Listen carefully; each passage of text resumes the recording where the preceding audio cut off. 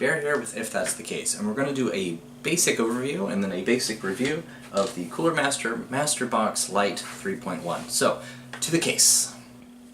So let's go ahead and go over some of the basic features about this case before we really dig into this. So on the outside, you have yourself your basic I/O on the front, reset your headphone microphone power button, and one 3.0 and one 2.0. Personally, for me, I would have preferred that there had been two USB 3.0, but one 3.0 and one 2.0 I guess is okay. So there really shouldn't be any confusion as to what's what.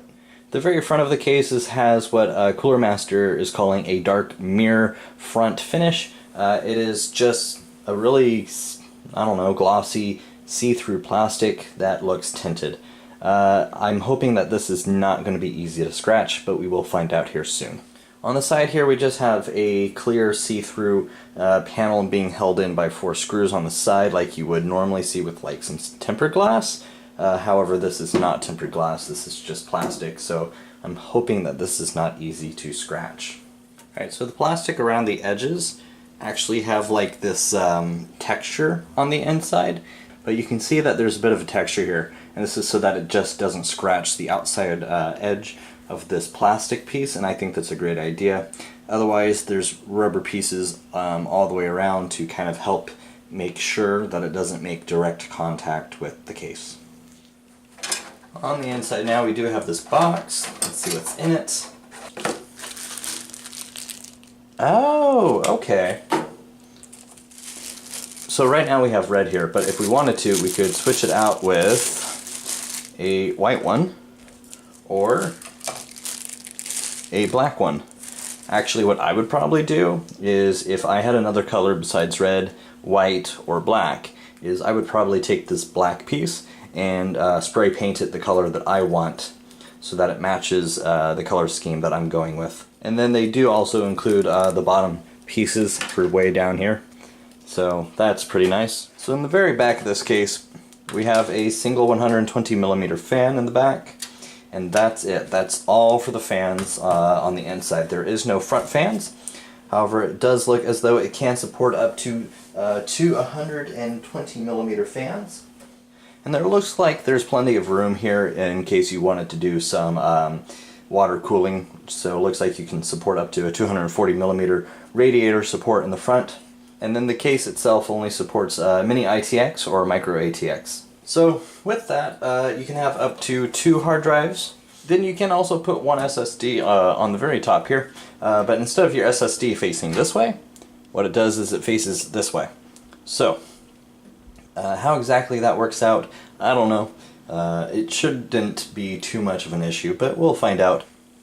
I just wanted to quickly point out that the PCIe slots are not one of the pop-out ones, and in fact, instead they are screw-out, which is great because if you ever switch things out around, you can put them right back in, screw them right back in, and it's good, just as good as it was when you bought the case. So, thank you. So now that we've did a quick overview of some of the specs, let's go ahead and build in this. After building inside of it, I have a Corsair H60 is what it is. The radiator installation for that was pretty easy, but that's just 120mm. I did actually go ahead and move this over so that you can actually see the amount of space that's allowed. I would personally be concerned about your power cable to your SSD on the top with a 240mm radiator, or if you just move the 120 down any. That's what I would see being a concern for me. Otherwise, there's not a lot of space behind the panel inside for cable management.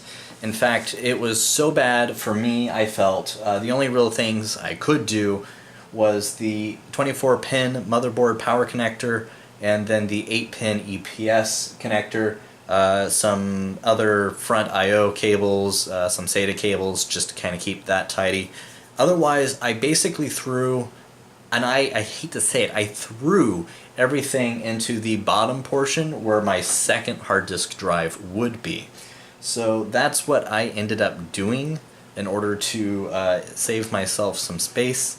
And really the last thing I have to review about this case in particular is the feet. The feet on this case have like a cheap plastic feel to them.